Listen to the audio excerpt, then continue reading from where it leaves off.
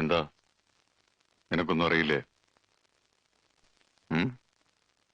അറിയാം. അവൾക്ക് അങ്ങനെ പ്രത്യേകിച്ചൊരു ഇഷ്ടമുണ്ട്. പക്ഷേ അവൾ അതിര് വിട്ടിട്ടൊന്നും. എനിക്കറിയാം എന്റെ കുട്ടിയെ.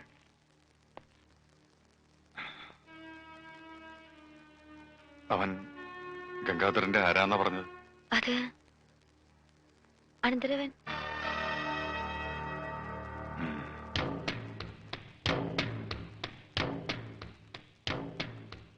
തന്റെ അനന്തരവൻ എത്ര കാലമായിട്ട് തന്റെ കൂടെ ഉണ്ട്? ഒരു 30 വർഷമായിട്ട് എന്റെ കൂടെ ഉണ്ട്. അപ്പോ അവൻ എത്ര വയസ്സായി? ഒരു 27-28, അതിൽ കൂടില്ല. കണക്കുകളൊന്നും ശരിയാകുന്നില്ലല്ലോ ഗംഗാധര. പേടിച്ചിട്ടാ. പണ്ട് എനിക്ക് അങ്ങനെയാ, പേടിച്ചെനിക്ക് കണക്കേറ്റി പോകും. പ്രായത്തിന്റെ കാര്യത്തിൽ നമ്മൾ തമ്മിൽ കണക്ക് പറയണ സാബിന് എന്ത് മതിപ്പ് തോന്നുന്നു അതിൽ ഉറപ്പിക്കാം. പോരെ? പോരാ, എനിക്ക് അവനെ കുറിച്ച് എല്ലാം അറിയണം. അവന്റെ അച്ഛനും അമ്മയൊക്കെ. അത് മാത്രം ചോദിക്കരുത് സാബ്, പറയാൻ എനിക്ക് വാക്കുകളില്ല. അത് വിട്. അവന്റെ അച്ഛനും അമ്മയും ഒക്കെ ഞാനാണ്. അവൻ എന്താണ് പ്രശ്നം ഉണ്ടാക്കിയത് സാബ്? എന്റെ സഹോദരിയെ കുറിച്ച് അറിയാലോ. അവൾക്ക് ആലോചനകളൊക്കെ ധാരാളം വരുന്നുണ്ട്. ഒക്കെ സ്വത്ത് മോഹിച്ചു വരുന്നവരാ. സ്വത്ത് കൈക്കലായാൽ അവൾ അവർക്കൊരു ഭാരവും. അവളെപ്പോലെ എന്തെങ്കിലും കുറവുള്ള ഒരാളാണ് വരുന്നതെങ്കിൽ അവർ പരസ്പരം ഭാരമാവില്ല. സന്തോഷത്തോടെ സ്നേഹത്തോടെ ജീവിക്കും.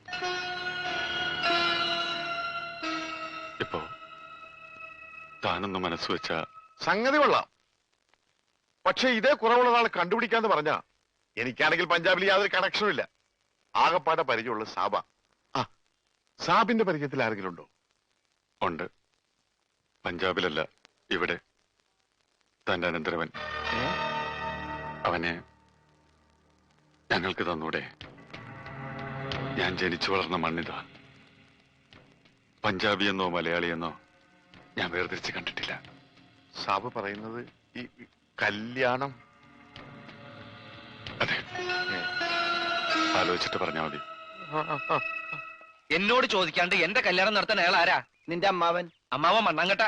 എന്റെ കല്യാണത്തിന് എന്റെ സമ്മതം വേണ്ടേ? പക്ഷെ നിന്നോട് സമ്മതം ചോദിച്ചാൽ നീ കേൾക്കൂലല്ല. കേട്ടാ തന്നെ മിണ്ടേയില്ല. അതുകൊണ്ട് ഞങ്ങളൊക്കെ തന്നെ അങ്ങോട്ട് തീരുമാനിച്ചു. രമണ, നിങ്ങൾക്ക് ആർക്കും എന്റെ ഗൗരവം മനസ്സിലാവുന്നിട്ടാ? ഇനി എന്ത് മനസ്സിലാക്കാൻ?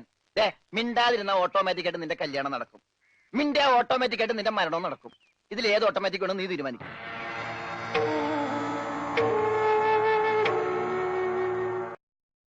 ആലോചിക്കാനൊന്നുമില്ല. ഇത് ശരിയാവില്ല. ഈ ബന്ധം നമുക്ക് ചേരില്ല. എവിടെ നിന്നോ വലിഞ്ഞു കയറി വന്നൊരുത്തൻ. അവനെയാണ് ഇത്രയും കാലം കാത്തിരുന്ന് പൊന്നാര പെങ്ങൾക്ക് കണ്ടുപിടിച്ചത്. അവളെ മനസ്സിലാക്കാനും സ്നേഹിക്കാനും കഴിയുന്ന ഒരാൾ. അതിനപ്പുറത്തേക്കൊന്നും ഞാൻ ചിന്തിക്കുന്നില്ല. സ്നേഹിച്ചാൽ മാത്രം മതിയോ? ജീവിക്കട്ടെ. അവൾക്കോ സംസാരിക്കാൻ കഴിയില്ല. കെട്ടുന്നവനും സംസാരിക്കാൻ കഴിയില്ലെങ്കിൽ അവരെങ്ങനെ ജീവിക്കും? എന്റെ ഈ നാവില്ലേ, അതവർക്ക് വേണ്ടി സംസാരിക്കും. എന്റെ ഈ കാതുകളില്ലേ, അതവർക്ക് വേണ്ടി കേൾക്കും. നിനക്ക് എടാ, ഈ വീട്ടിൽ ആരെങ്കിലും ഇവരെ തെറ്റ് ചെയ്താൽ നീയാണ് അവരെ ശിക്ഷിക്കുന്നത്. ഒരക്ഷരം പോലും എതിര് പറയാതെ ഞാനും അത് അനുസരിച്ചിട്ടുണ്ട്. ഇപ്പൊ തെറ്റ് ചെയ്യാൻ പോകുന്നത് നീയാണ്. നീ അനുഭവിക്കും. ഈ മനീന്ദ്ര സിംഗ് ആണ് പറയുന്നത്. നീ ഒരുപാട് അനുഭവിക്കും. അനുഭവിച്ചോളാം, എതിർക്കില്ല.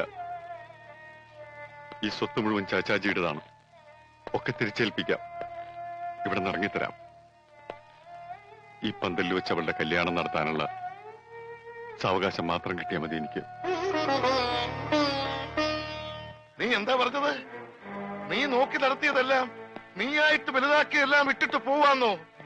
ഈ സ്വത്തുക്കളെല്ലാം കിട്ടിയിട്ട് കിഴവൻ എന്തിനാടാ? നിന്നെക്കാൾ വലിയൊരു സ്വത്ത് എനിക്ക് വേറെ ഏതാ ഉള്ളത്?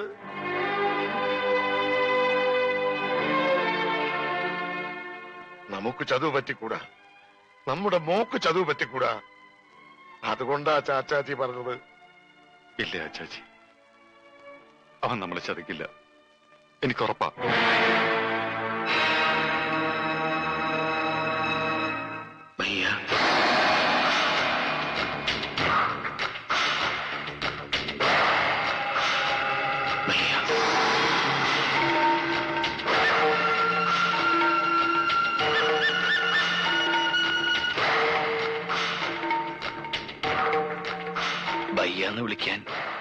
യോഗ്യത എനിക്കില്ല.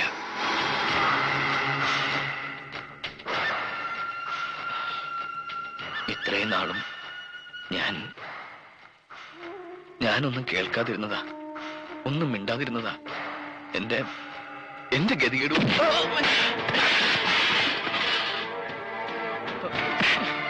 ചാച്ചാജി, ഞാൻ എന്റെ നിവൃത്തികേടുകൊണ്ട് ഞാൻ അതേടാ, നിവൃത്തികേട് കൊണ്ട് ആരും ചെയ്യുന്ന പണിയാണിത്. ആൾമാറാട്ടം, മോഷണം, അങ്ങനെ പലതും. പക്ഷേ നിനക്ക് സ്ഥലം തെറ്റിപ്പോയി. ഞങ്ങളോട് കളിച്ചാലുള്ള ഫലം അറിയാം നിനക്ക്. ചാച്ചാജി,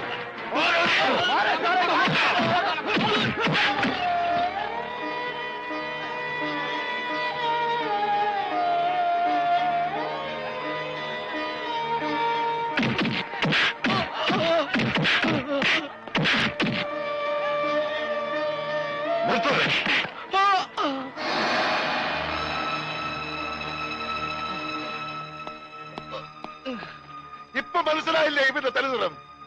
ഇനിയും നിന്റെ പെങ്ങൾക്ക് ഇവ തന്നെ മതിയെങ്കിൽ കെട്ടിച്ചു കൊടുക്ക്, കെട്ടിച്ചു കൊടുക്കടാ.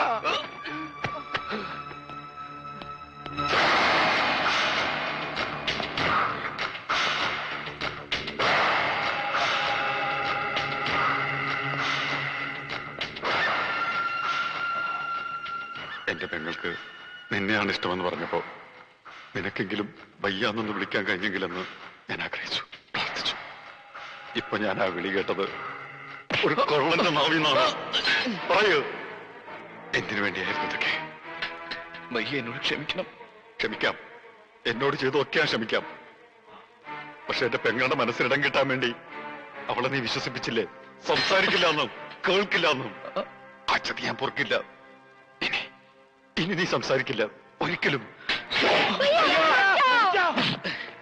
നിങ്ങൾക്ക് എന്നെ കൊല്ലാം, അതിന് അവകാശമുണ്ട്. ഏത് വേദനയും ഞാൻ സഹിക്കാം. പക്ഷേ ഇപ്പൊ പറഞ്ഞില്ലേ അവളെ ഞാൻ ചതിച്ചു എന്ന്, അത് ഞാൻ സഹിക്കില്ല. ഒരു നോട്ടം കൊണ്ട് പോലും ഞാൻ ചതിച്ചിട്ടില്ല. അവൾക്ക് എന്നെ കുറിച്ച് എല്ലാം അറിയാം. അവൾക്കറിയാവുന്ന പോലെ എന്നെ ലോകത്ത് മറ്റാർക്കും അറിയില്ല. നീ പറഞ്ഞത് സത്യമാണെങ്കിൽ, അവളും കൂടി ചേർന്നാണ് എന്നെ വെട്ടിയാക്കിയതെങ്കിൽ ഇനി എനിക്ക് അങ്ങനെ ഒരു പെങ്ങളില്ല. വയ്യ, അവളെ ഉപദ്രവിക്കരുത്. അവൾ ഒരു തെറ്റും ചെയ്തിട്ടില്ല. വയ്യ അറിയണം, സംഭവിച്ചെല്ലാം വയ്യ അറിയണം.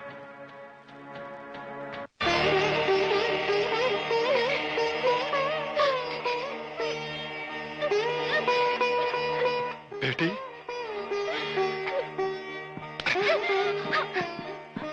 എന്താ ഇത്? നോക്ക്, നീ ഒരു തെറ്റും ചെയ്തിട്ടില്ല. നീ ഒരാളെ സഹായിച്ചു.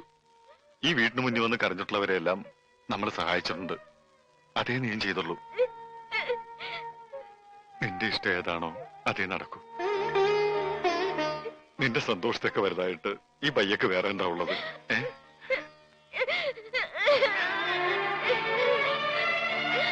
അവനെല്ലാം ഞങ്ങളോട് പറഞ്ഞു. എല്ലാം.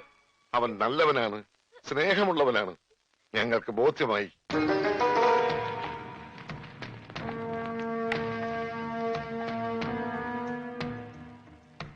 ഇതുവരെ നീ ഒരുപാട് കള്ളം പറഞ്ഞു.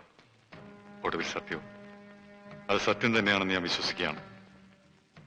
ഈ കുടുംബത്തിൽ ഒരു അംഗമായി കഴിയുമ്പോ ഇതുവരെ നീ ജീവിച്ചത് എങ്ങനെയായിരുന്നാലും അതൊക്കെ മറക്കണം. നീ ഞങ്ങളുടേത് മാത്രമായിരിക്കണം. നിനക്ക് വേറൊരു അവകാശം ഉണ്ടായിക്കൂടാ. എല്ലാം സമ്മതമാണെങ്കിൽ ഈ കുടുംബം വിട്ട് മറ്റെവിടേക്കും പോവില്ല എന്നും ജീവിതകാലം മുഴുവൻ പൂജയോടൊപ്പം ഉണ്ടാവുമെന്നും നീ ഇവിടെ വെച്ച് സത്യം ചെയ്യണം. ഒരിക്കലും ലംഘിക്കേണ്ടി വരില്ല എന്ന് ഉറപ്പുണ്ടെങ്കിൽ മാത്രമേ ഈ സത്യം ചെയ്യാവൂ. എന്നിൽ അവസാന ശ്വാസം നിലനിൽക്കും വരെ ഈ കുടുംബത്തെയും പൂജയും വിട്ട് ഞാൻ ഒരിക്കലും പോവില്ല. സത്യം.